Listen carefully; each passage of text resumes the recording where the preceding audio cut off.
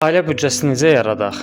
Biz həyat yoldaşımızla misal üçün biri 1000 alır, biri 1500 alır, bizim 2500 manata gəlirimiz var və biz bu ailə büdcəsini doğru formada idarə edə bilmirik. Bizim ayın sonuna pulumuz qalmır, biz yığma pul qoya bilmirik. Ailə büdcəsini idarə etmək üçün müştərək bir büdcə planı hazırlanmalıdır. Bu müştərək büdcə planı nədir? Əvvəlcədən həyat yoldaşınızdan bir plan qurursunuz ki, tutaq ki, biz aylıq maaşımızdan misal üçün deyirəm, bəy tərəfi 20%, xanım tərəfindən 5%, 10% bir yığım üçün pul ayrılmalıdır. Əmək qalana kimi onu biz yönləndiririk yığıma. Qalan xərclərini isə tutaq ki, biz 20%-ni marketə, 30%-ni istirahətə, 10%-ni sağlamlıq üçün və s.